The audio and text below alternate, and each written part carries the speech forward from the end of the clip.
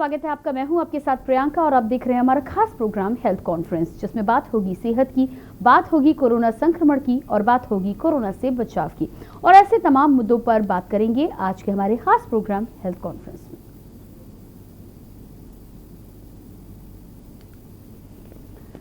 Corona virus की दूसरी लहर का अब असर कम हो चुका है।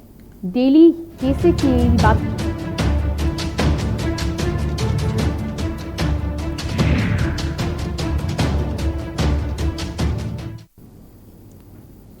कोरोना वायरस के केसेस की यदि हम बात करें तो असर भी अब कम है और डेली केसेस की संख्या भी तेजी से घट रही है, लेकिन तीसरी लहर को लेकर चर्चा अब भी जारी है।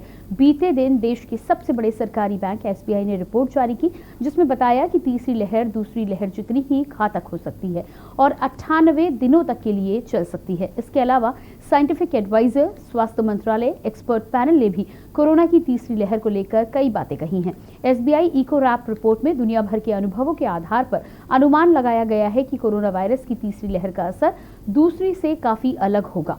अगर सरकार बेहतर तरीके से तैयारी करती है तो लोगों की जान बचाई जा सकती है।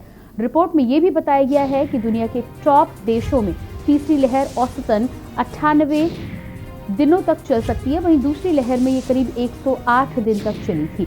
तीसरी लहर का पीक दूसरी लहर के मुकाबले 1.8 गुना ज्यादा होगा। वहीं दूसरी लहर का पीक पहली लहर के मुकाबले 5.2 गुना था। भारत के लिए ये 4.2 गुना था। प्रधानमंत्री के वैज्ञानिक सलाहकार डॉक्टर केवी विजय राघवन ने मई में ये कहा कि कोरोना वायरस की तैयारी लहर को नहीं रोका जा सकता, क्योंकि वायरस तेजी से अपना रूप बदल रहा है। भारत में कोरोना वायरस की दूसरी लहर अब कमजोर पड़ चुकी है और तीसरी लहर के लिए पहले से अधिक एहतियात बरता जा रहा है। लेकिन इन सब के बीच कई सवाल हैं जो लोगों के जहन में आ रहे हैं, जिनके जवाब जानेंगे हमारे खास कार्यक्रम हेल्थ कॉन्फ्रेंस के माध्यम से। इससे पहले मैं आगे बढ़ूं, आप सभी को उन सवालों के बारे में भी बता देते हैं जिन सवालों को लेकर हमारे आज के कार्यक्रम में हम चर्चा करेंगे। कोविड की तीसरी लहर कितनी खतरनाक हो सकती है?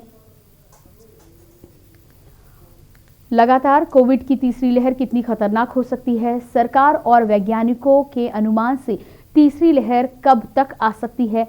तीसरी लहर यदि आती है जैसा कि माना जा रहा है और लोगों ने इसको लेकर कई सी बातें कही हैं, किस उम्र के लोगों पर ये ज़्यादा असर करेगी? ये अगला सवाल है जो सभी लोगों के मन में है इस समय। जैसा कि हमने देखा था कि पहली लहर में जिस तरह से बुजुर्गों पर ज़्यादा अधिक हमला हुआ था, और पहली लहर में यदि देखा जाए तो कहीं ना कहीं जो अडल्ट थे वो बचे हुए थे या संक्रमण की मात्रा उनमें कम देखी जा रही थी। लेकिन दूसरी लहर जब आई और दूसरी लहर का पीक जब आया तो बुजुर्गों के साथ भारी संख्या में इस लहर में अडल्ट्स को, साथ ही साथ यंग जनरेशन को कोरोना संक्रमण का दंश झेलना पड़ा है। ऐसे में तीसरी लहर को लेकर जो बच्चों को बताया जा रहा है कि बच्चों को ये टारगेट करेगी, तो किस तरह से टारगेट करेगी, यदि टारगेट करेगी तो उसके लिए बचाव क्या है, सरकार को क्या कुछ करना चाहिए तीसरी लहर की तैयारी के चलते, और कितने दिनों तक, सबसे बड़ी बात है, ये लहर रह सकती है, क्योंकि अब तक भारत समेत पूरे विश्व में 2-3 लहरों का प्रकोप तमाम देश देख चुके हैं। भारत में यदि बात की जाए तो पहली और दूसरी लहर का प्रकोप हम सब झेल चुके हैं। दूसरी लहर की बात की जाए तो काफ़ी लंबे समय, 1.5 महीने के करीब ये भारतवर्ष में बनी रही है, और ऐसे में केसेस की संख्या, साथ ही साथ मौतों की संख्या जो रही है वो हर किसी को परेशान करने वाली, हैरान करने वाली रही है। तो आज मुख्यतः हम तीसरी लहर की तैयारी पर लेकर अपने कार्यक्रम में बात करेंगे, और बड़े सवाल जो है वो यही है कि सरकार को तैयारी किस तरह से करनी चाहिए, कितने दिनों तक चल सकती है तीसरी लहर, जो अनुमान लगाया जा रहा है कोविड की तीसरी लहर आखिर कितनी खतरनाक हो सकती है। पुख्ता तौर पर अभी इस बारे में कुछ नहीं कहा जा सकता, लेकिन तब भी सरकार और वैज्ञानिकों के आधार पर, रिसर्च के आधार पर जो जानकारी लोगों तक है, डॉक्टर्स को है, उसके माध्यम से हम जानना चाहेंगे कि कितनी घातक हो सकती है, क्या सावधानी हमें रखनी चाहिए, कितने दिनों तक ये लहर बनी रहेगी, या जिस तरह से दूसरी लहर की हमने बात की है 1.5 महीने से लेकर करीब 45 से 50 दिनों तक ज़्यादा आतंक देखने को मिला है तीसरी लहर को लेकर। सरकार और वैज्ञानिकों के अनुमान से तीसरी लहर कब आएगी? ये तमाम ऐसे सवाल हैं जिनको लेकर हम हमारे आज के कार्यक्रम हेल्थ कॉन्फ्रेंस में बात करेंगे, और चर्चा करने के लिए मेरे साथ डॉक्टर का एक पैनल भी जुड़ेगा, और लगातार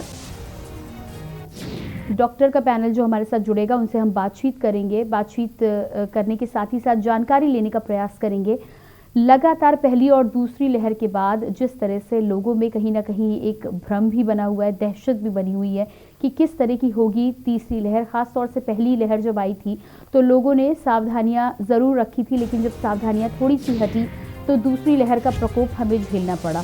पहली लहर का मुकाबला तो भारतवर्ष के साथ ही साथ कई देशों ने बेहतर तरीके से कर लिया था, जानकारी ना होने के अभाव के चलते भी, क्योंकि लोगों ने सतर्कता बरती, तो पहली लहर का आतंक उतना नहीं हुआ। लेकिन जब दूसरी लहर आई तो किसी को अंदेशा भी नहीं था कि इस तरह से दूसरी लहर आएगी, और ऐसे में जो कुछ भी देखने को मिला है भारतवर्ष समेत देश के तमाम राज्यों में, उसने हर किसी को अब दहशत में डाला है कि यदि तीसरी लहर आती है तो बेहतर होगा कि पहले से तैयारी कर ली जाए, क्योंकि दूसरी लहर में जो कुछ भी आम आदमियों के साथ ही साथ जनता ने, भारतवर्ष ने, सरकारों ने झेला है, उसे कोई भी दोबारा झेलना नहीं चाहता है।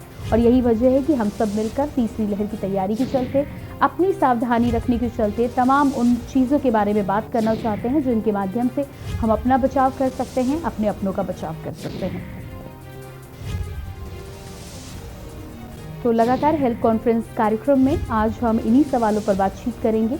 मुख्य तौर पर तीसरी लहर को लेकर, कब से आएगी तीसरी लहर, कितने दिनों तक चलेगी, सरकार को किस तरह की तैयारी करनी चाहिए, और सरकार के साथ ही साथ आम आदमी को एक बार फिर से अपनी सतर्कता किस तरह से दिखानी चाहिए, कौन सी वो सावधानियां हैं जिनको लेकर हमें आगे भी इसी तरह बने रहना है या चलते रहना है। डॉक्टर हमारे साथ जुड़ेंगे, डॉक्टर अरविंद कुमार वरिष्ठ चिकित्सक हमारे साथ होंगे कुछ ही समय में। उसके अलावा प्रेम कुमार फिजिशियन हमारे साथ जुड़ेंगे, और डॉक्टर विनय कुमार एम्स दिल्ली भी हमारे साथ जुड़ेंगे। डॉक्टर तुषार आरडीए अध्यक्ष भी हमारे साथ होंगे, और ए.के. शुक्ला पूर्व सीएमओ भी हमारे साथ कुछ ही समय में जुड़ेंगे, जिनको लेकर हम बातचीत करेंगे और अपने सवालों को लेकर जानकारी लेंगे कि क्या कुछ हमें आम जनता की तरह, साथ ही साथ एक नागरिक की तरह अपने अपने कर्तव्यों का निर्वहन करना है कि हम ना केवल अपना बचाव कर सके, बल्कि साथ ही साथ अपने आसपास के लोगों का, अपने समाज का और अपने घर के हर सदस्य का हम बचाव सही जानकारी के माध्यम से कर सके। तो सबसे पहले तारुफ करा देती हूँ। अब तारुफ मैंने आपका करा दिया है। स्वागत करेंगे डॉक्टर अरविंद कुमार जी, वरिष्ठ चिकित्सक हमारे साथ जुड़ चुके हैं। आपका बहुत बहुत स्वागत है सर। इसके अलावा ए.के. शुक्ला जी पूर्व सीएमओ भी हमारे साथ जुड़े हैं, आपका भी बहुत बहुत स्वागत है सर। डॉक्टर तुषार आरडीए अध्यक्ष हमारे साथ जुड़ चुके हैं, आपका भी बहुत बहुत स्वागत है। और इसके अलावा डॉक्टर विनय कुमार हमारे साथ जुड़े हैं, आपका स्वागत है। और प्रेम कुमार फिजिशियन भी हमारे साथ जुड़े हैं, आपका भी बहुत बहुत स्वागत है। सबसे पहले डॉक्टर ए.के. शुक्ला जी आपके पास आऊंगी, और तीसरी लहर को लेकर तमाम लोगों के मन में जो आशंकाएं बनी हुई हैं, लगातार जिस तरह से तबाही हमने दूसरी लहर में देखी है, ऐसे में ये ज़रूरी भी है, क्योंकि ज़रा सी भी लापरवाही हुई हम सब के साथ ही साथ सरकारों से, तो जो स्थिति हमने देखी है वो स्थिति हम तीसरी लहर में नहीं देखना चाहेंगे। तो ऐसे में सबसे पहले तीसरी लहर के आने की जो आशंका जताई जा रही है वो कब तक आ सकती है, और क्या भारतवर्ष के कुछ राज्यों में तीसरी लहर ने दस्तक दे दी है?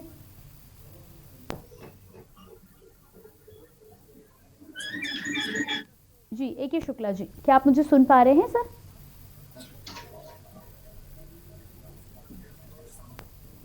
ए.के. शुक्ला जी, आपसे रिक्वेस्ट करूंगी अपने फोन का अनम्यूट बटन आप एक बार चेक कर लें, आपकी आवाज हम तक बेहतर तरीके से आ पाए।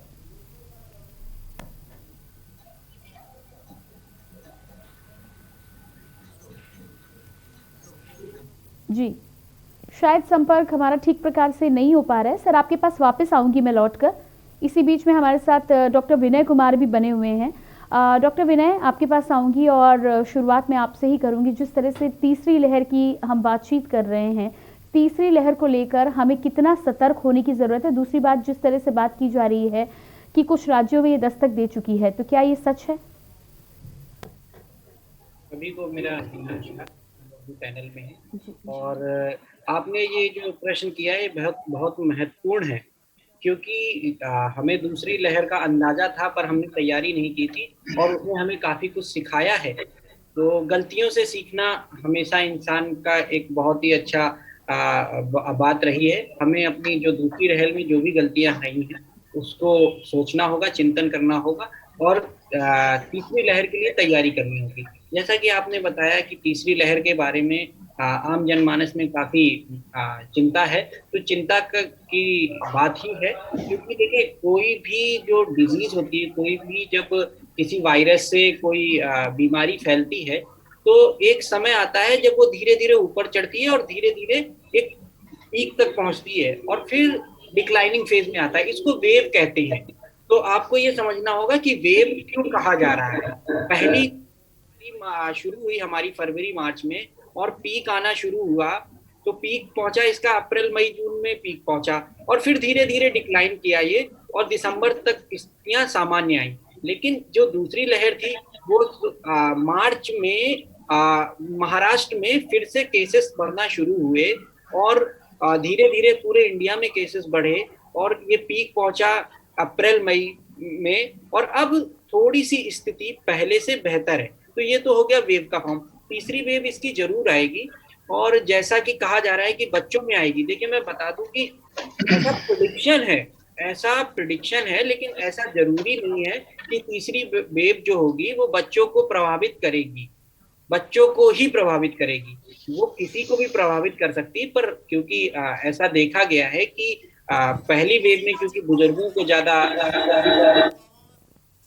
जी जी, डॉक्टर विनय यहाँ पर आपको रोकना चाहेंगे। इसी बीच बड़ी खबर आ रही है, जम्मू कश्मीर से बड़ी खबर हमारे बीच आ रही है। इस बार पुलवामा में हुआ आतंकी हमला। एक बार फिर पुलवामा में हुआ आतंकी हमला, सीआरपीएफ के कैंप को बनाया गया निशाना। जम्मू कश्मीर से बड़ी खबर आपको बता रहा है, पुलवामा की त्राल में आतंकियों ने किया ग्रेनेड से हमला। ग्रेनेड के हमले से 3 लोग गंभीर रूप से घायल। जम्मू कश्मीर से बड़ी खबर आपको बता रहे हैं, मौके पर पुलिस पहुंच चुकी है। एक बार फिर हुआ पुलवामा में हमला, कड़ी मशक्कत के बाद आग पर पाया गया काबू। भिंड ग्वालियर NH 92 पर हुआ हादसा, गोहा चौराहा थाना क्षेत्र का मामला।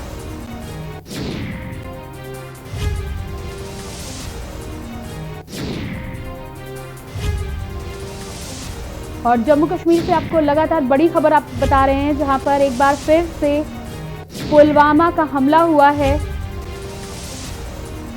सैन्य कैंप पर हमला किया गया है। एक बार फिर पुलवामा में हुआ आतंकी हमला, सीआरपीएफ के कैंप को बनाया गया निशाना।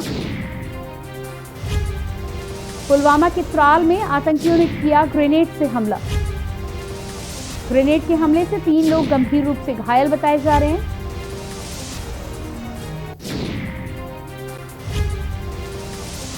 जम्मू कश्मीर से बड़ी खबर आपको लगातार बता रहे हैं, एक बार फिर से आतंकियों ने सीआरपीएफ के कैंप को निशाना बनाया है। पुलवामा की त्राल में ग्रेनेड से हमला आतंकियों के द्वारा किया गया है। बताया जा रहा है कि ग्रेनेड के हमले से 3 लोग गंभीर रूप से घायल हुए हैं।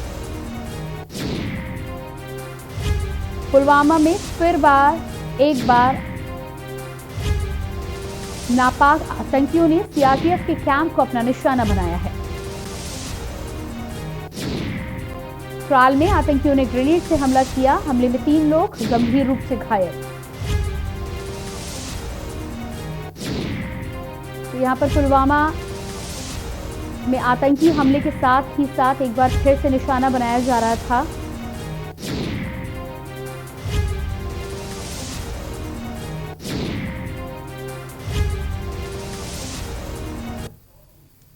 और इसके बाद एक बार फिर से हेल्थ कॉन्फ्रेंस में स्वास्थ्य को लेकर चर्चा को हम आगे बढ़ाएंगे।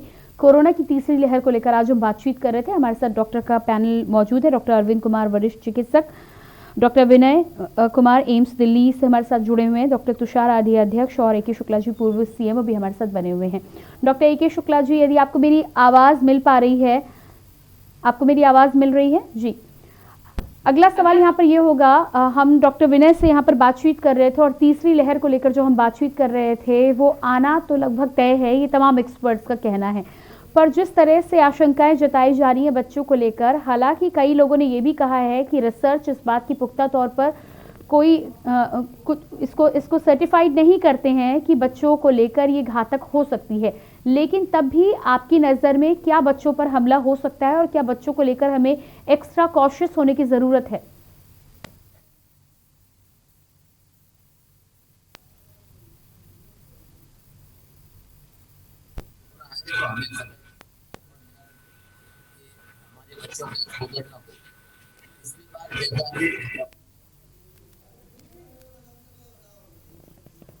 जी, माफ़ कीजिएगा ए.के. शुक्ला जी, आपकी आवाज़ हम तक ठीक तरह से पहुँच नहीं पा रही है। हम इसे फ़िक्स करने की कोशिश करेंगे। अपनी टीम को मैं अनुरोध करना चाहूँगी कि एक बार इसे फ़िक्स किया जाए।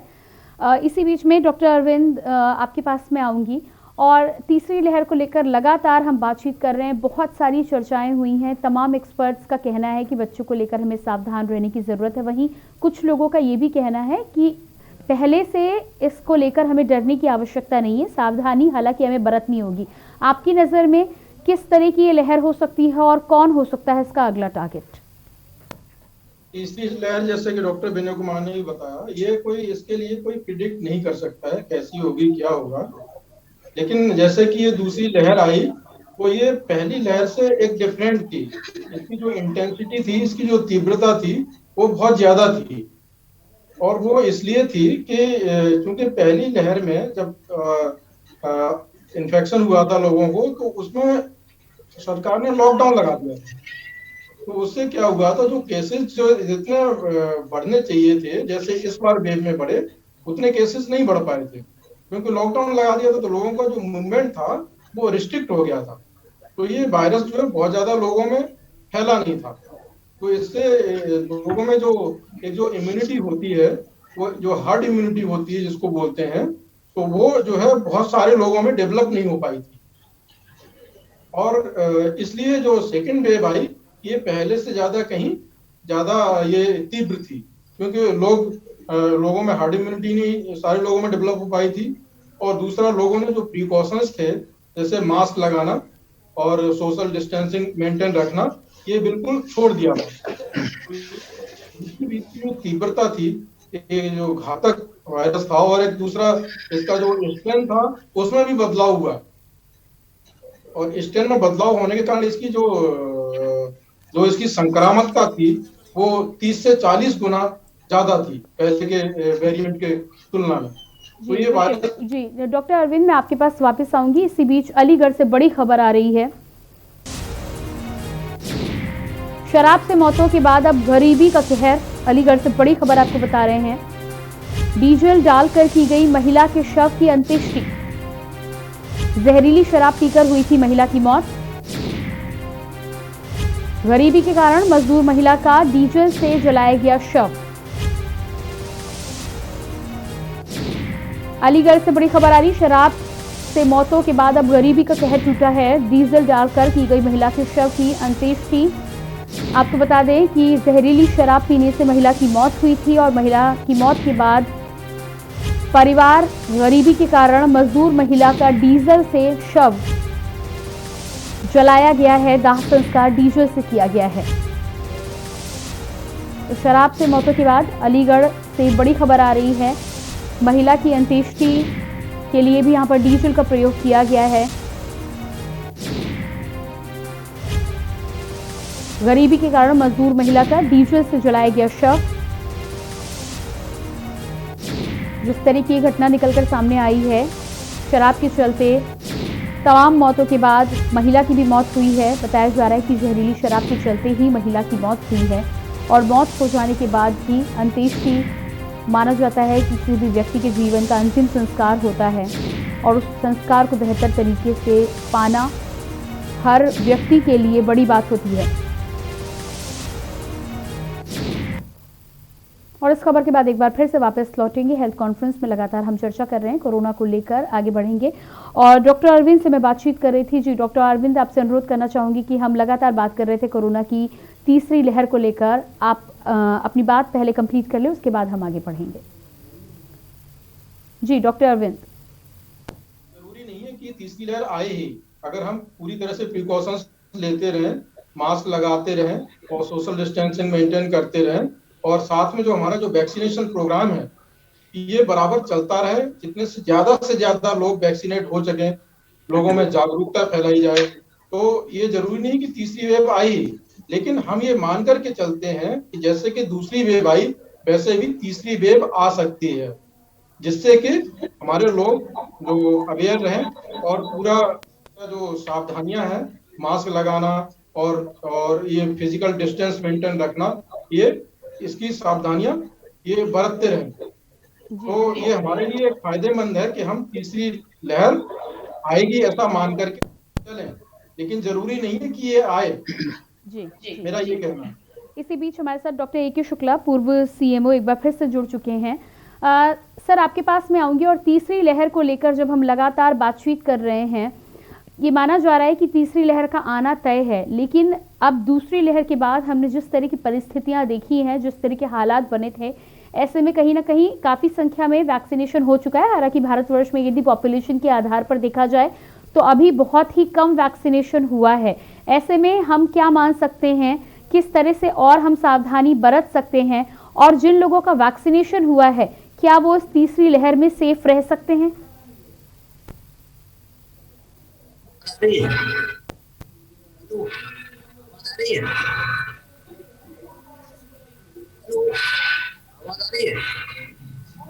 जी आप अपना आप अपना जवाब कंप्लीट करें, आपकी आवाज हम तक पहुंच रही है।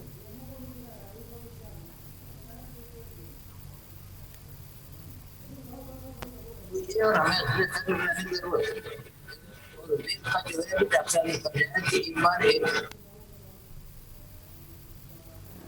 शायद नेटवर्क का अभी भी यहाँ पर प्रॉब्लम बना हुआ है लगातार। डॉक्टर तुषार भी हमारे साथ बने हुए। डॉक्टर तुषार, आपके पास मैं आऊँगी, और जिस तरह से मैं जानना चाह रही थी, हम लगातार चर्चा कर रहे हैं तीसरी लहर को लेकर, क्या अब जब वैक्सीनेशन हो चुका है, हालांकि वैक्सीनेशन का परसेंटेज अभी इंडिया में बहुत कम है, अभी इतना नहीं है जिसे हम हर्ड इम्यूनिटी कह सकें, लेकिन तीसरी लहर की जब हम बातचीत कर रहे हैं तो क्या सावधानियों के साथ तीसरी लहर से हम बेहतर तरीके से लड़ सकते हैं? क्योंकि दूसरी लहर में जिस तरह का मैनेजमेंट और जिस तरह की लापरवाही हम सबसे हुई है, उसकी वजह से स्थितियां काफी खतरनाक हो चुकी थी।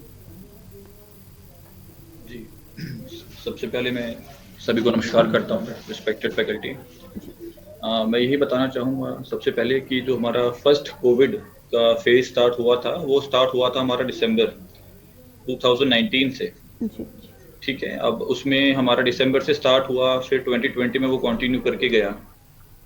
फर्स्ट फेज आया हमारा, फिर सेकंड फेज अभी हमने इस साल देखा, और हम थर्ड वेव के लिए इतनी जल्दी तैयारी करने में जुट गए हैं, वो बिल्कुल सही स्टेप्स हैं। उसका रीजन ये है कि सेकंड वेव आ जाएगी, इतना खतरा उससे रहेगा because of the less involvement in the health care infrastructure.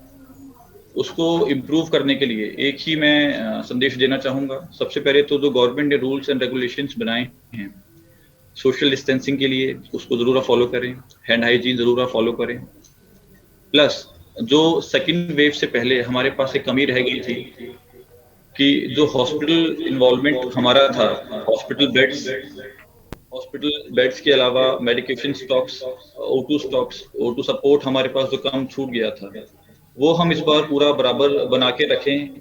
और ये बिल्कुल ना मान के चलें कि वैक्सीनेशन हो चुका है तो थर्ड वेव से बचा जा सकता है, क्योंकि थर्ड वेव में हम प्रेडिक्ट कर रहे हैं कि हमारे यंग वंस जो हैं, बेसिकली हमारा टारगेट बना हुआ है इस बार का पॉपुलेशन जो है चिल्ड्रन पॉपुलेशन, कि उसको इफेक्ट कर सकती है वेव। क्योंकि फर्स्ट वेव के अंदर हमने देखा कि हमारी ओल्ड पॉपुलेशन को सबसे ज्यादा खतरा था, बिकॉज उनकी जो इम्यूनिटी होती है वो डिक्रीज कर जाती है ओल्ड एज पे आकर, डिटोरिएटिंग साइड होती है, कम होने लगती है। फिर सेकंड वेव में हमने देखा कि फर्स्ट वेव में तो इम्यूनिटी आ गई उनके पास इन्फेक्ट होने के बाद या फिर वैक्सीनेशन होने के बाद। सेकंड वेव में हमने देखा कि जो हमारे मिडिल एज पर्सन थे उनका वैक्सीनेशन प्रॉपर नहीं हुआ था, उनको अभी हमने 18 to 45 का हमने स्टार्ट नहीं किया हुआ था, तो उनको भी हमने फिर देखा कि उन पे ज्यादा इफेक्ट आया सेकंड वेव का। अब जो हमारे यंग वंस हैं, because as they are not vaccinated and they are below the age of 18 also, maximum जो है पॉपुलेशन, अब उसमें हमें ये वॉच आउट करना पड़ेगा कि जिस तरह से हैंड हाइजीन, सोशल डिस्टेंसिंग हमने स्टार्ट किया, वो बड़े लोग तो कर सकते हैं, लेकिन छोटे बच्चों में वो करवाना बहुत डिफिकल्ट होता है। तो पेरेंट्स को, गार्जियंस को उसका बहुत ध्यान रखना होगा, as a parent, as a guardian. Plus जो गवर्नमेंट की साइड से स्टेप लिए जा सकते हैं, उसमें यही स्टेप्स है, जैसे सेकेंड वेव से पहले हम अनप्रिपेयर्ड थे कुछ चीजों को लेके, कुछ एस्पेक्ट्स में, like hospital beds, like task force से बना सकते हैं, डॉक्टर्स, नर्सिंग स्टाफ। हेलो, बिल्कुल, आप अपना जवाब कंप्लीट करें। जी डॉक्टर तुषार, आप कंटिन्यू कर सकते हैं। जी, जिस तरह से टास्क फोर्स का गठन हुआ late in the second wave of Covid, हम उसका गठन बरकरार रखें ऐसे ही, और प्रिपेयर्ड रहें कि अगर हमारे केसेस बढ़ते हैं थर्ड वेव में या केसेस आने स्टार्ट होते हैं थर्ड वेव में, तो पहले से ये टास्क फोर्स बना के रेडी की जाए, जिसमें मेनली हमारा जो टारगेट है वो पीडियाट्रिक जो फिजिशियंस हैं, तो पीडियाट्रिक हमारे डॉक्टर्स हैं, उनका रोल ज्यादा रहेगा। तो उनकी जो आप सुन पा रहे हैं? हाँ, मैं सुन रहा हूँ। हाँ जी, तो सर जो पीडियाट्रिक पीडियाट्रिक डॉक्टर्स का रोल बहुत ज्यादा है, तो maximum to maximum paediatric doctors को एनरोल किया जाए हॉस्पिटल्स में, एक वेटिंग लिस्ट एक के तौर पे, एक बैकअप के तौर पे उनको रखा जाए, बेड्स की संख्या बढ़ाई जाए, जो कि एक बहुत बड़ा एक फेज हमने देखा सेकेंड वेव में कि बेड्स कम पड़ गए थे, O2 सप्लाई कम पड़ गई थी। O2 सप्लाई कम पड़ गई थी बिकॉज ट्रांसपोर्ट में कमी आ रही थी O2 के, या ऑक्सीजन प्लांट्स नहीं थे, तो काफी सारी समस्याएं थी। दवाई का स्टॉक हमारे पास प्रॉपर नहीं था, तो दवाई का स्टॉक हम करके रख सकते हैं पहले से ही, और काफी सारी चीजें पे हमें और भी ध्यान देना होगा। बट बेसिक्स अभी हमारे ये हैं कि physicians, nursing staff, paramedical staff, medical staff total as a whole, and number of beds in the hospitals, ये जो टास्क फोर्स हमारी है, प्लस मेडिसिन सप्लाई, ये हमें बढ़ा के रखना, स्टार्ट अभी से ही कर देना चाहिए। Don't wait for the third wave. And yes, vaccination के बाद ये चीजें हम थोड़ा कम देख सकते हैं कि, बट हमें ये भी ध्यान में रखना पड़ेगा कि बिलो 18 अभी वैक्सीनेशन स्टार्ट नहीं हुआ है, अभी बिलो 18 वैक्सीनेशन स्टार्ट नहीं हुआ है। बल्कि अभी मैं ये भी कहना चाहूंगा कि इतना इफेक्ट कोरोना वायरस का नहीं है पीडियाट्रिक पॉपुलेशन पे, बच्चों की पॉपुलेशन पे, बट फिर भी वो इन्फेक्ट हो रहे हैं। इन्फेक्ट हो रहे हैं तो वो आगे जाके दूसरों को भी इन्फेक्ट कर सकते हैं। ऐसा नहीं है कि अगर एडल्ट पॉपुलेशन को कोरोना हो गया है या माफ कीजिएगा, आपके पास मैं वापस लौट कर आऊंगी। हम यहाँ पर एक छोटे से ब्रेक के लिए रुकेंगे। अपने सभी गेस्ट से रिक्वेस्ट करूंगी कि आप बने रहिएगा हमारे साथ। दर्शकों को भी लगातार बता दें कि कोविड की तीसरी लहर को लेकर आज हम बातचीत कर रहे हैं, कितनी खतरनाक हो सकती है, क्या कुछ सावधानियां हमें रखनी है, और साथ ही साथ तीसरी लहर को लेकर सरकार को किन तैयारियों के साथ आगे बढ़ना चाहिए, इसको लेकर हम बातचीत कर रहे हैं। लेकिन पहले रुकेंगे एक छोटे से ब्रेक के लिए।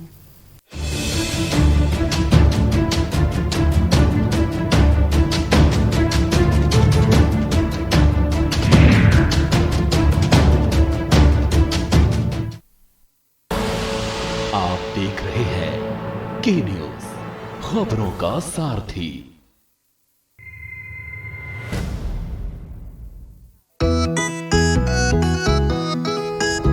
सबको टीका लगवाना है, कोरोना को हराना है, टीके की सुरक्षा अपना कर सुरक्षा चक्र बनाना है। 18 साल की उम्र हो, युवा हो या बुजुर्ग हो, एक पल भी सोचे बिना ये मौका नहीं गवाना है। सबको टीका लगवाना है, कोरोना को हराना है।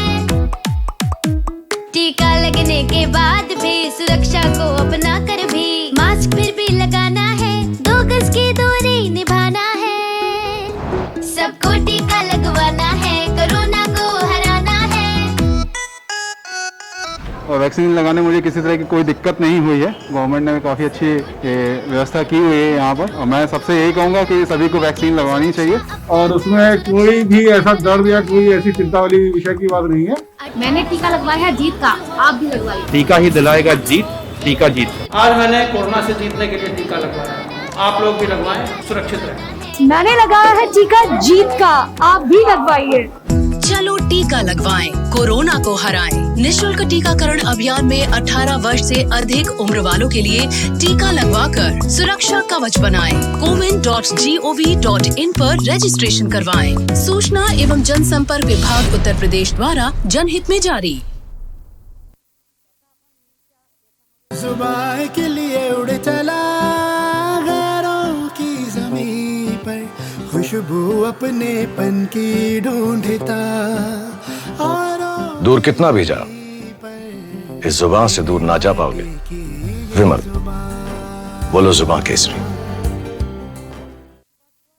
Online admissions in CMS for 2021-22 are open at school's website www.cmseducation.org. और खुशबू में झूम के भाई लेके आए गोल्डी मसाले। गोल्डी मसाले, खुशबू और स्वाद ऐसा तो रिश्तों में गुस्सा कैसा। खुदी को आजमाया है तो ये अंदाज आया है, खुदी को आजमाया है तो ये अंदाज आया है।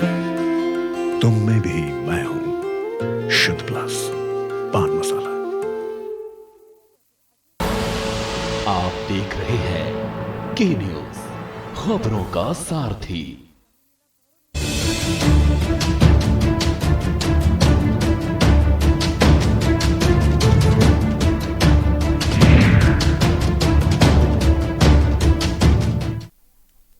ब्रेक के बाद एक बार फिर आप सभी दर्शकों का बहुत बहुत स्वागत है हमारे खास कार्यक्रम हेल्थ कॉन्फ्रेंस में। हेल्थ कॉन्फ्रेंस में आज हम कोरोना की तीसरी लहर को लेकर बातचीत कर रहे हैं।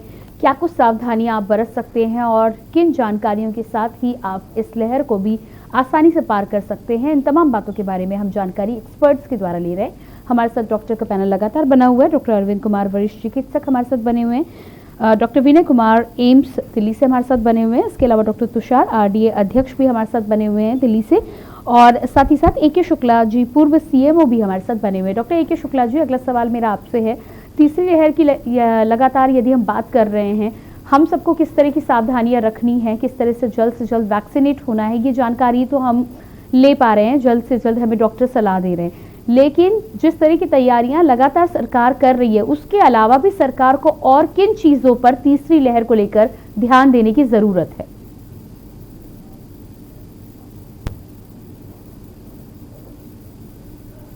जी डॉक्टर AK शुक्ला जी।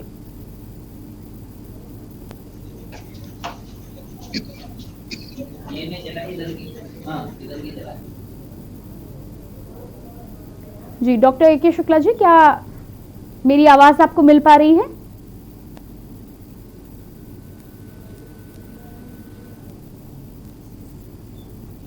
शायद संपर्क हमारा नहीं हो पा रहा है, नेटवर्क की वजह से बार बार यहाँ पर दिक्कत पेश आ रही है। डॉक्टर विनय, आपके पास वापस आऊँगी मैं, और जिस तरह की मैं यहाँ पर जानकारी लेने की कोशिश कर रही थी, हमें क्या कुछ करना चाहिए ये तो आपने बताया है, और डॉक्टर तुषार और डॉक्टर अरविंद ने भी बताया है। आम जनमानस को किस तरह से अपना ख्याल रखना है, क्या कुछ हम कर सकते हैं, वैक्सीनेट हो सकते हैं, साथ ही साथ कोविड अप्रोप्रिएट बिहेवियर का हम पालन कर सकते हैं, लेकिन सरकारें लगातार कोशिश कर रही हैं, उसके बावजूद भी कौन सी ऐसी चीज़ें हैं जहां पर ज़्यादा बारीकी से ध्यान देने की ज़रूरत है कि हम एक बार फिर से दूसरी लहर वाली स्थिति को ना दोहराएं? डॉक्टर विनय, आपसे रिक्वेस्ट करूंगी अपने फ़ोन के अनम्यूट बटन को आप चेक करें एक बार। बहुत ही अच्छा प्रश्न है, और मुझे लगता है कि आपके माध्यम से यदि मैं जवाब दूं और लोगों तक ये बात पहुंचे, तो ये जो बारीकी वाली आपने बात कही, देखिए बच्चे जो तीसरी लहर में, डॉक्टर तुषार ने बताया, सर ने बताया, सर हमारे शिक्षक रहे हैं GSPM में, सर को प्रणाम करता हूं मैं आपके मंच के माध्यम से, तो सर ने भी बताया और डॉक्टर तुषार ने भी बताया कि जो प्रेडिक्शन है, ऐसा जरूरी नहीं कि बच्चों में ही आएगी, प्रेडिक्शन है कि बच्चों में इस बार ज्यादा दिक्कत हो सकती है। आप देखिए कि अगर कोई भी वायरस है, वो कभी ये नहीं देखता है कि वो किसको इन्फेक्ट कर रहा है। बुजुर्गों में भी इन्फेक्शन होता है, अडल्ट में भी इन्फेक्शन होता है, बच्चों में होता है, लेकिन बच्चों में सिम्टम्स जो होते हैं वो नहीं दिखते हैं या बहुत माइल्ड होते हैं, इसलिए हम उनको इग्नोर करते हुए चले आ रहे हैं। फर्स्ट वेव में भी इग्नोर हुए, और सेकेंड वेव में अगर कोई ऐसी रिसर्च हो रही होगी या होगी, तो मुझे ऐसा लगता है, ये मेरे व्यक्तिगत विचार हैं जो मैंने देखा और जो मैंने समझा है कोविड को, कि कोविड ने बच्चों को भी इन्फेक्ट किया है। पर बच्चे क्या है, बच्चों की जो वैक्सीनेशन प्रोग्राम्स होते हैं, तो और दूसरा बच्चों को जो माँ के द्वारा जो इनेट इम्यूनिटी मिलती है, उसकी वजह से बच्चों में इम्यून जो सिस्टम होता है, हालांकि मैच्योर उतना नहीं होता है, लेकिन उनमें एंटीबॉडीज बहुत ज्यादा होती है, तो सिम्टम्स बहुत ज्यादा नहीं आते। कोई भी डिजीज जो ये कोरोना की है मुख्यतः, उसमें बहुत ज्यादा सिम्टम्स नहीं आए। बारीकी से जो ध्यान में रखने वाली बात आपने कही है, वो सिर्फ ये है कि बच्चों को घर पे भी मास्क पहनना है, भले कपड़े का भी मास्क पहने, क्योंकि बच्चे कई बार इन्फेक्टेड होते हैं और उनमें सिम्टम्स नहीं होते, पर उनका जो अडल्ट और जो एडोलसेंस एज है, जो वायरल लोड उनका होता है, तो बच्चों का भी लगभग उतना ही वायरल लोड होता है। तो बच्चे आसानी से वो वायरस बुजुर्गों में ट्रांसमिट कर सकते हैं और बड़ों में ट्रांसमिट कर सकते हैं, जिनमें सिम्टम्स गंभीर आते हैं। और बच्चों की जो एक चीज होती है एंडोथेलियम, वो भी एज की वजह से कम प्री डैमेज्ड होती है, इसलिए उनमें जो ये कोगुलेशन वाले डिसऑर्डर हैं, जो इन्फ्लेमेशन वाले डिसऑर्डर्स हैं, जो लक्षण है, वो नहीं आते हैं उतने अच्छे से। तो इसलिए हमें जो सबसे बारीकी वाला जो ध्यान में रखने वाली बात वो है कि बच्चों को घर पे, बाहर तो पहनना ही है, बाहर तो कोविड अप्रोप्रिएट बिहेवियर सबको फॉलो करना है, लेकिन क्या होता है, घर पे हम बच्चों को निग्लेक्ट कर देते हैं। अगर बुजुर्ग या बड़े करते भी हैं, लेकिन बच्चों को, और बच्चे क्या है, बच्चे बुजुर्ग से भी मिलते हैं, अडल्ट से भी मिलते हैं और आपस में भी खेलते हैं, लेकिन हम मास्क नहीं लगाते हैं बच्चों को। अगर बड़े लगा भी ले और बच्चे थोड़ा सा अनईजी भी फील करते हैं मास्क लगाने, तो उनको शिक्षित करना है, उनको समझाना है कि वो मास्क जरूर पहने। मास्क लगाने से अगर बच्चे इन्फेक्टेड हैं और उनमें डिजीज के सिम्टम्स नहीं है, तो वो वायरस लेकिन उतना ही होते हुए भी दूसरे को ट्रांसमिट ना कर सके, इसलिए घर पे भी मास्क पहनना है। तीसरी वेव को जो बढ़ने से बचाना है, तो उसमें ये बात जरूर बहुत बारीकी से ध्यान में रखनी है। बाकी वैक्सीनेशन और सब तो चीजें ध्यान में रखनी है, लेकिन मास्क घर में भी बच्चों को प्रयोग में लाना है। ये बात मेरी तरफ से ऐसा मुझे लगता है कि जरूर सबको जानी चाहिए आपके माध्यम से। जी धन्यवाद। जी बिल्कुल डॉक्टर अरविंद, अगला सवाल मेरा ये है कि हम जिस तरह से 18 से 44 वाले लोगों की भी बात कर रहे हैं, दूसरी वेव में भी हमने देखा कि बड़ी संख्या में इस एज ग्रुप के लोग संक्रमित हुए और दूसरी वेव में मौतें भी देखी गई, क्योंकि ये एज ग्रुप एक ऐसा एज ग्रुप है जो बाहर भी निकलता है, काम भी करना होता है और सबसे ज़्यादा स्टेक पर जो रहता है वही यही एज ग्रुप रहता है। तो थर्ड वेव की यदि हम बात करें तो वैक्सीनेशन की शुरुआत हुई है, लेकिन हर व्यक्ति अभी भी वैक्सीनेट नहीं हो पाया है। तो तीसरी वेव को लेकर क्या कुछ सावधानी रखनी है, या फिर हम ये मान सकते हैं कि क्योंकि ये ग्रुप बाहर रहता है तो कहीं ना कहीं एंटीबॉडीज डेवलप हुई हैं? क्या कहना है आपका? बिल्कुल, आपका प्रश्न बहुत अच्छा है, जो कि इस वेव में हमने देखा कि ये एज ग्रुप भी काफी अफेक्टेड हुआ। इसमें इस एज ग्रुप में भी काफी डेथ्स हुई और वैक्सीनेशन भी अभी इतना ज्यादा नहीं हो पाया है इस एज ग्रुप का, तो तीसरी वेव में इनके अफेक्टेड होने के चांसेस हैं। लेकिन चूंकि ये ग्रुप जो है, ये जैसा कि आपने बताया, एक वर्किंग ग्रुप होता है, एक्टिव, बहुत मोस्ट एक्टिव ग्रुप होता है। ये लोग हर जगह घूमने जाते हैं, अपने काम से भी जाते हैं और ऐसे भी घूमने जाते हैं, तो ये ग्रुप जो है बहुत ज्यादा एक्सपोज रहता है, तो इसलिए इस ग्रुप में इन्फेक्टिविटी भी बहुत ज्यादा होती है, तो इसलिए ये ग्रुप ज्यादा अफेक्टेड हुआ। लेकिन एक दूसरी तरफ एक बात ये भी है कि इस ग्रुप में इस समय हार्ड इम्यूनिटी के भी चांसेस हो सकते हैं, हो गए हों, क्योंकि जो शार्प जो डिक्लाइन हुआ है हमारे यहाँ केसेस का, तो वो उसका एक कारण एक हार्ड इम्यूनिटी भी है। हार्ड इम्यूनिटी आ गई, एक शार्प राइज होने के बाद एक शार्प डिक्लाइन हो रहा है, और वो हार्ड इम्यूनिटी की वजह से हो रहा है। तो ये सारी बातें हैं इसमें ध्यान रखने की थर्ड वेव के लिए। और जहां तक हो, हमें जो अपना जो वैक्सीनेशन प्रोग्राम है, इसको बहुत ही फास्ट करना है, जितना ज्यादा हो सके उतना फास्ट करना है। गांव में बहुत ज्यादा भ्रांतियां फैली हुई हैं कि वैक्सीनेशन से ये हो जाता है, वो हो जाता है, नुकसान करता है, तो गांव के लोग लगवा नहीं रहे हैं, भाग जा रहे हैं। मैंने न्यूज में देखा, भाग जा रहे हैं लोग, कहीं नदी में कूद जा रहे हैं। इस हद तक गलत फहमियां हैं लोगों में, अंधविश्वास है। तो ऐसे लोगों को अपने प्रचार माध्यमों से और हमारे जो समाज के जो मुख्य लोग हैं, नेता लोग हैं और सामाजिक कार्यकर्ता हैं, उन लोगों को साथ में लेकर के इन लोगों को विश्वास में लेने की जरूरत है, जिससे कि इस वैक्सीनेशन प्रोग्राम को बहुत ही तेजी से चलाया जा सके, ज्यादा से ज्यादा लोगों को वैक्सीनेट किया जा सके। और साथ में इन सामाजिक कार्यकर्ताओं के द्वारा जो इसकी जो जागरूकता अभियान है कोरोना के प्रति, जैसे कि मास्क लगाना और फिजिकल डिस्टेंस मेंटेन रखना, ये बहुत ही प्रमुखता से समझाए जाने चाहिए कि इनका हमारा क्या महत्व है। क्योंकि कोरोना वायरस का अगर इन्फेक्शन हो गया तो हम कह नहीं सकते कि किस इस इन्फेक्शन का किस पर्टिकुलर पर्सन में, अमुक व्यक्ति में उसका कितना प्रभाव होगा, ये प्राण घातक भी हो सकता है।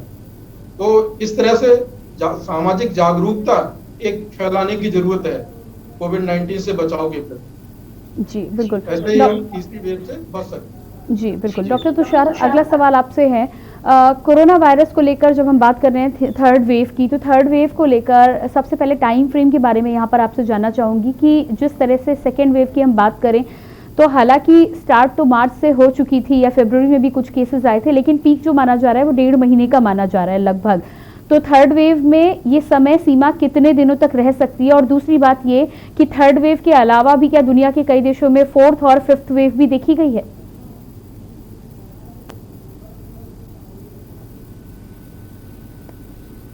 सबसे पहले डॉक्टर तुषार रिक्वेस्ट करूंगी आपसे, फोन के अनम्यूट बटन को आप एक बार चेक करें प्लीज।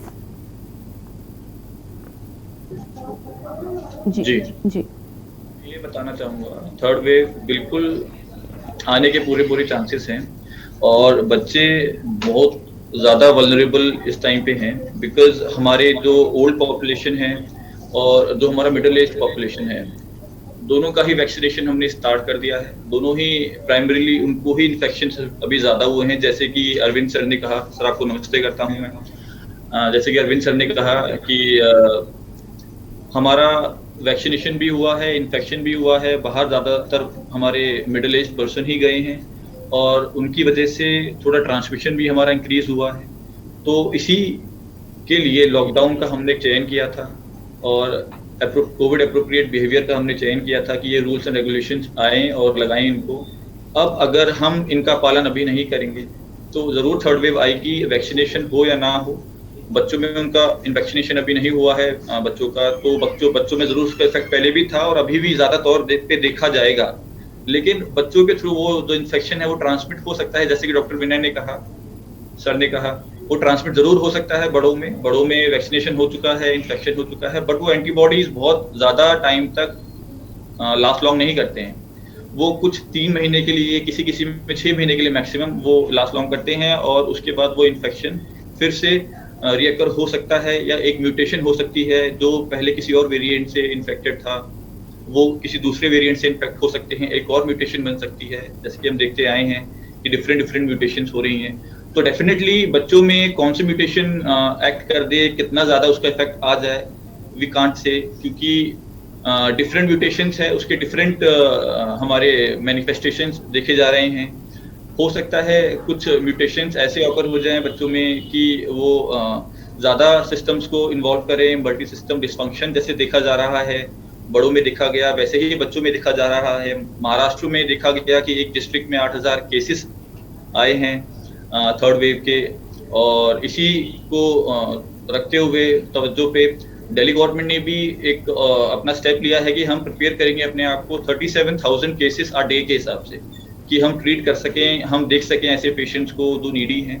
तो थर्ड वेव आएगी, और जैसे कि आपने सेकेंड वेव में देखा कि सेकेंड वेव हमारी लगभग मार्च से स्टार्ट हुई, पीक उसने किया अप्रैल में, मई में, और मई के एंड में आते आते by the second week of May, और आई वुड से कि फर्स्ट वीक ऑफ मई से थोड़ा कम केसेस होना स्टार्ट हुआ था, लेकिन सेकेंड वीक ऑफ जो मई था उससे एक्चुअल में पीक का थोड़ा नीचे जाना स्टार्ट हुआ, and by the end of May काफ़ी पेशेंट्स डिक्रीज कर गए, because most of the patients हमारे इन्फेक्ट हो चुके थे, लोगों ने कोविड अप्रोप्रिएट बिहेवियर स्टार्ट कर दिया था यूज करना, because of the severity of the cases that we have seen in second wave.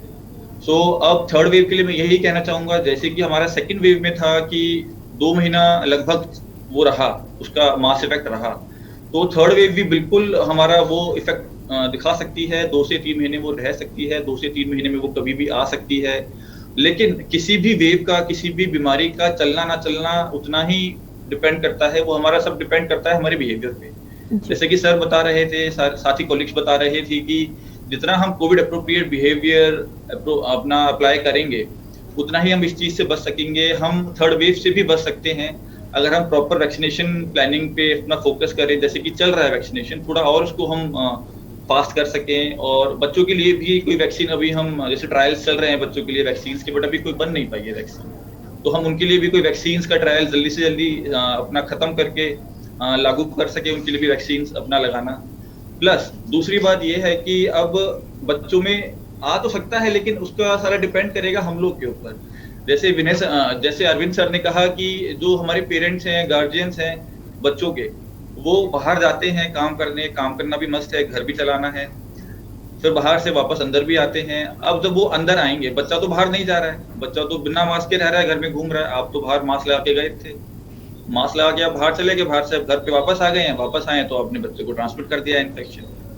तो अप्रोप्रिएट बिहेवियर में सिर्फ हैंड हाइजीन नहीं है, अगर आप बाहर से आए हैं तो सिर्फ हैंड हाइजीन से बात नहीं बनेगी, आपको प्रॉपर अपना क्लोथिंग का डिस्पोजल अलग करना पड़ेगा। आपको बाहर से आके नहाना चाहिए, मैं तो ये बताना चाहता हूँ कि बाहर से आके नहाएं, और अपना गार्गल्स भी यूज कर सकते हैं। गार्गल्स यूज करना एक बहुत इफेक्टिव वे है, बिकॉज एंट्री जो हमारी होती है नॉस्ट्रिल से और थ्रोट से है, वहां से आप थर्ड वेव का थोड़ा अपना बच्चों का इफेक्ट कम कर सकते हैं। तो थर्ड वेव बिल्कुल आ सकती है, चांसेस बहुत ज्यादा है। वैक्सीनेशन के बाद भी आएगी, बच्चों में पहले भी केसेस थे, आगे भी केसेस आएंगे। लेकिन चूंकि अब ज्यादा हमारा जो फोकस है अभी बूढ़ों से हटके मिडिल एज पर्सन से हटके बच्चों पे आ चुका है कि अब शायद बच्चों की बारी हो सकती है, तो हम ज्यादा फोकस वहीं कर रहे हैं। तो नो डाउट उनके ही केसेस आपको ज्यादा देखने को मिलेंगे, क्योंकि जो हम देखना चाहते हैं हमें वही दिखता है। तो मैं यही बोलना चाहूंगा कि है। और जहां तक रही बात 4th एंड 5th वेव की, जी हाँ, कुछ दुनिया में कुछ देशों में ये देखा जा रहा है कि 4th एंड 5th वेव जरूर है, वो भी हमारे एशिया में ही बेसिकली देखा ज्यादा गया है। जापान में मैं कहना चाहूंगा जी है, बट वो बहुत अच्छे से उसको टैकल कर रहे हैं। टैकल करने का सिर्फ एक ही तरीका है, उसमें मैंने पहले भी बताया कि आप जैसे अप्रोप्रिएट, हम प्रिपेयर्ड नहीं थे, we were not prepared for the second wave. जबकि यूके में वो वेव दिसंबर से ही उनकी स्टार्ट हो गई थी और उन्होंने उसके लिए प्रिपरेशन स्टार्ट कर दी थी, but we were not prepared that well.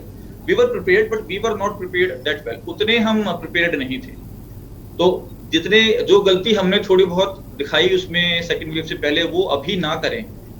मैं गलती भी नहीं कहना चाहूंगा, बट थोड़ा प्रिपेयर्डनेस कम थी, क्योंकि अभी कोरोना का जो फेज है ये दशक में, तो मैं नहीं कहूंगा सेंचुरी में एक मायने रखता, हिस्टोरिक चीज है जो हो रही है।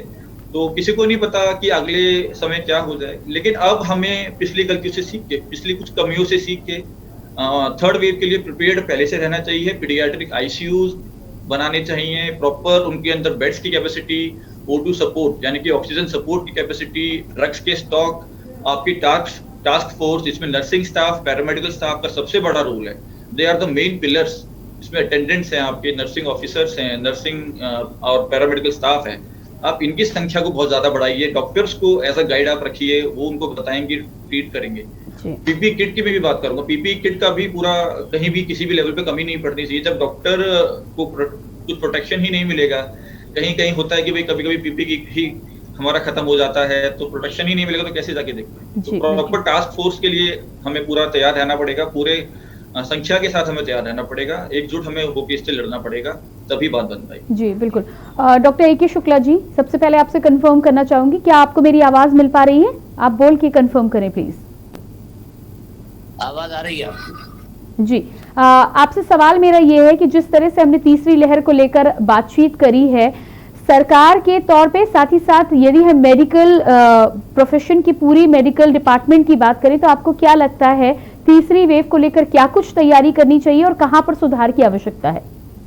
देखिए, तीसरी वेव के लिए भारत में नहीं, तमाम देशों में तमाम तैयारियां चल रही हैं, और जहां तक रहा रिसर्च वर्क, वो कभी कंप्लीट नहीं होता। फॉर इंस्टेंस मैं बताना चाहूंगा कि पहले पोलियो वायरस था, वो भी वायरस था, लेकिन वो समाप्त हो गया। अब बहुत ही रेयर केसेस कभी दिखाई देते हैं, तो बहुत ही माइल्ड होते हैं। तो ये वायरस भी रोज हम ये कह करके काट हो रहा है, नया वेरिएंट है, लेकिन अभी तक हम लोग टोटल फाइनल कंक्लूजन नहीं पहुंचे। हमारे जो रिसर्चर्स हैं, जो हमारी इंस्टीट्यूशंस हैं, उनसे भी हमारा अनुरोध है, और वो खुद कर ही रहे होंगे, कि कौन सा ऐसा वेरिएंट है जो इस तरीके से इफेक्टिव हो रहा है, वैक्सीनेशन भी नहीं काम कर रहा। लेकिन इस समय थर्ड वेव में थोड़ा एडवांटेज ये है, जैसा अभी एक डॉक्टर साहब ने बताया कि काफ़ी इन्फेक्शन हो चुका है 1 साल भर से, तो हर्ड इम्यूनिटी होने की संभावनाएं बढ़ गई। जो सोसाइटी में इन्फेक्शन है, तमाम हेल्दी लोगों को हुआ, वो अननोटिस आया, अननोटिस चला गया, उनमें इम्यूनिटी डेवलप होगी। दूसरा, 1 साल से हम लोग बराबर बात कर रहे हैं बचने के लिए कि कोविड एप्रोप्रिएट बिहेवियर की, सोशल डिस्टेंसिंग की, मास्क की, अच्छी डाइट की, हैवी प्रोटीन डाइट की, और डेथ्स इतनी हो गई कि लोग थोड़ा सा इसके बारे में बहुत सतर्क हो गए हैं और डर गए। डेथ्स के बारे में भी जितनी हुई है, मैं समझता नहीं हूँ कि हमने इससे पहले किसी वायरल डिजीज में इतनी डेथ देखी हो। तो हम लोगों को यही कहना चाहेंगे कि भाई आप लोग इससे डरे नहीं।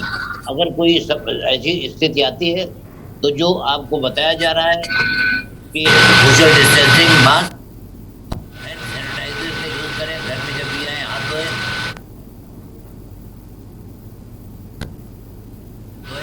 और एकदम से घर की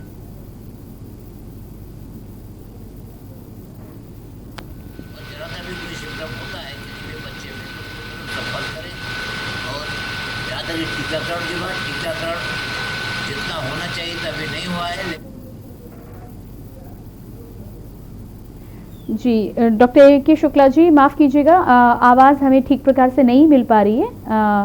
डॉक्टर अरविंद के पास यहाँ पर हम जाएंगे। और डॉक्टर अरविंद, लगातार हम बातचीत कर रहे हैं, सरकार के लिए हमने बातचीत कर ली, किस तरह की तैयारियां होनी चाहिए, अपने लेवल पर हम क्या कुछ कर सकते हैं वो हमने देख लिया है अब तक। हालांकि काफ़ी लोग ये बोल रहे हैं कि लाइफस्टाइल और खान पान में यदि अच्छे तरीके से बदलाव किए जाएं तो कुछ हद तक हम अपने आप को बचाए रख सकते हैं, और साथ ही साथ कोविड अप्रोप्रिएट बिहेवियर तो हमें पालन करना ही होगा।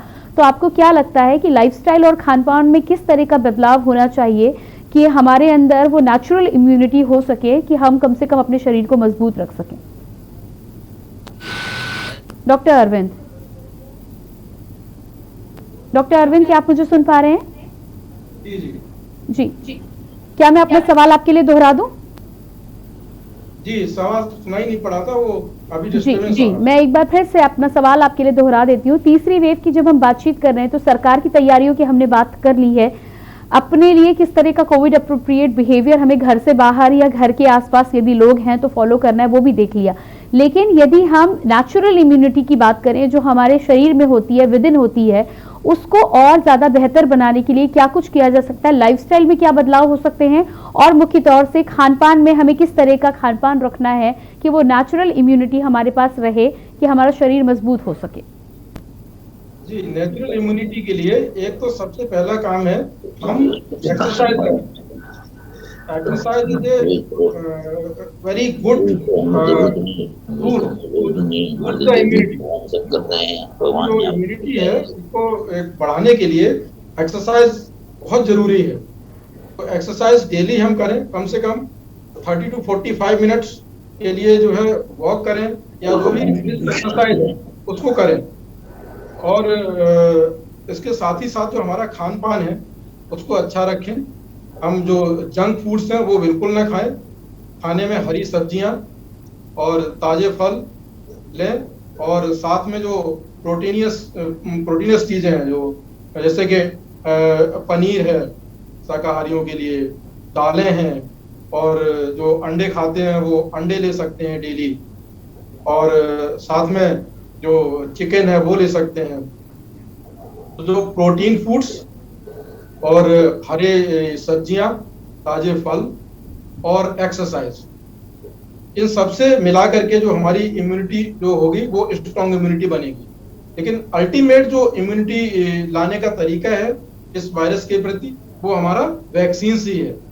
तो वैक्सीन ही हमें जो है अच्छे से सबको वैक्सीनेट करना पड़ेगा, ज्यादा से ज्यादा पॉपुलेशन को, जिससे कि हम तीसरी वेव से बच सकें। जी बिल्कुल। डॉक्टर तुषार, आपके पास वापस आएंगे। और जिस तरह का हम लोग का अब बिहेवियर रहा है, खासतौर से फर्स्ट वेव के साथ ही सेकेंड वेव के दौरान, ज़्यादातर लोगों ने कहीं ना कहीं अपने आप के बचाव के लिए जिस तरह से गर्म पानी का ज़्यादातर प्रयोग किया है। हालांकि अब टेम्परेचर इंडिया का काफ़ी कुछ बदल चुका है, ठंड के मौसम में तो ये ठीक था, लेकिन आज के समय में भी जिस तरह गर्म पानी तो फिर भी एक हद तक ठीक है, लेकिन गर्म चीज़ों का बाकी जो सेवन होता है, काढ़े की बात कर लें, हल्दी वाले दूध की बात कर लें, तो इसका प्रयोग कितना किस हद तक करना चाहिए? क्योंकि यदि ज़रूरत से ज़्यादा प्रयोग किया तो क्या ये नुकसानदायक भी हो सकता है? जी, मुझसे क्वेश्चन कर रही हैं? जी डॉक्टर तुषार। नहीं, ये जो वायरस की जो एंट्री होती है हमारी नेजल म्यूकोजा से होती है, ओरोफेरिंक्स से होते हुए ये ट्रेकिया में जाता है इसका इन्फेक्शन वायरस का। तो बाहर से जब आएंगे तो बाहर से आने के बाद गर्म पानी नमक से गार्गल सबको करना चाहिए।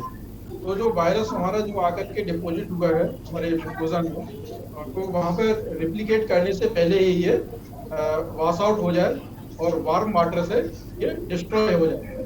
तो ये हमें डेली ये रूटीन हैबिट में लाना होगा कि हम जब भी बाहर से आए तो हम इसको ये गर्म पानी नमक से गार्गल करें, क्योंकि वायरस सब एक बार अंदर चला गया, सर्कुलेशन में पहुंच गया, तो आप कितना ही गर्म पानी पीते रहें, कुछ भी करते रहें, तो वायरस को बाहर आ नहीं सकता।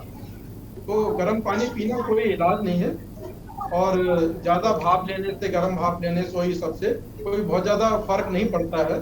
बस ये वायरस उस टाइम तो वो किल हो सकता है, लेकिन जो वायरस अंदर पहुंच गया वो नहीं, उसका कुछ आप बिगाड़ नहीं सकते, वो तो अंदर डैमेज करेगा आप।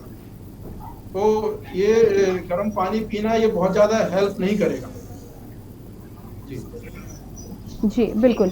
और इसी के साथ फिलहाल हमारे कार्यक्रम का समय समापन की ओर आगे बढ़ रहा है। आप सबका बहुत बहुत धन्यवाद है। डॉक्टर अरविंद आपका बहुत बहुत धन्यवाद। डॉक्टर ए के शुक्ला जी आपका बहुत बहुत धन्यवाद अपना समय हमें देने के लिए। डॉक्टर विनय आपका बहुत बहुत शुक्रिया और डॉक्टर तुषार आपका भी बहुत बहुत शुक्रिया हमसे जुड़ने के लिए। और लगातार अपने दर्शकों को हम बता दें कि जिस तरह से कोविड की तीसरी लहर को लेकर हमारे कार्यक्रम के दौरान हम बातचीत कर रहे थे, उसके दौरान यही सब निकलकर सामने आया है कि अपने कोविड एप्रोप्रिएट बिहेवियर का हमें पालन करते रहना है, वैक्सीनेशन जल्द से जल्द करवाना है और साथ ही साथ आपके घर में यदि बच्चे हैं तो उनका कुछ ज़्यादा ख्याल रखना है, क्योंकि वैक्सीनेशन के द्वारा या फिर हर्ड इम्यूनिटी के द्वारा 18 से 44 साल के लोग तो लगभग सुरक्षित होने की स्थिति में आ चुके हैं, लेकिन बच्चों का यहाँ पर ज़्यादा ख्याल रखना है जब तक कि उनके लिए वैक्सीन के ट्रायल होकर वैक्सीन उपलब्ध नहीं हो जाती। इसके अलावा भी आपसे अपील करना चाहूँगी, लगातार मास्क का प्रयोग करते रहें, 2 गज की दूरी का प्रयोग करते रहें। हमारे आज के कार्यक्रम में इतना ही, अगले कार्यक्रम में मुलाकात करेंगे। बाकी खबरों के लिए बने रहिए के न्यूज़ के साथ। मुझे दीजिए इजाज़त, नमस्कार।